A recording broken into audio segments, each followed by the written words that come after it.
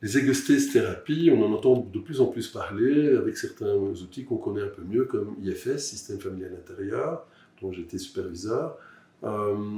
Stratégie Families, qui est un travail sur les ressources.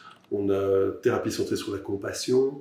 On a évidemment Self-Emotional Balancing, qui est un peu plus intégratif, puisqu'il reprend d'autres modèles et pas uniquement les ego-states.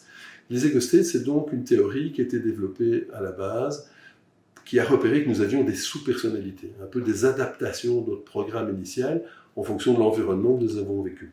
Comme vous pouvez le comprendre, c'est évidemment en lien avec les blessures d'attachement.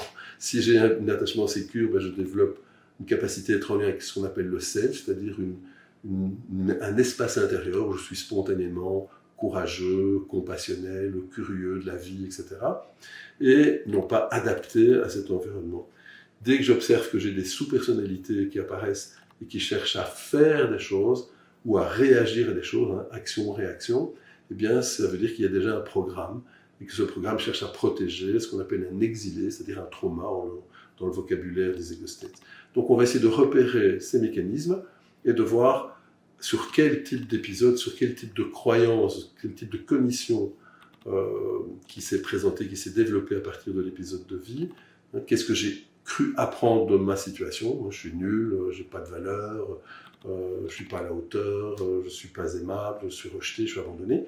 Et on va essayer d'aller repérer ces blessures et les réparer, notamment par de l'autocompassion, ce qui est un travail complémentaire à la désensibilisation, le retraitement de l'information et après la réparation par l'autocompassion.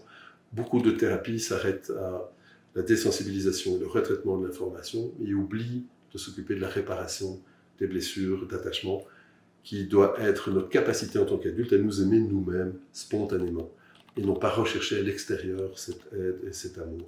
C'est évidemment ce qui met en danger toutes les relations, c'est lorsque l'autre me complète au lieu que l'autre soit juste un plus, mais pas un moins s'il n'est pas là.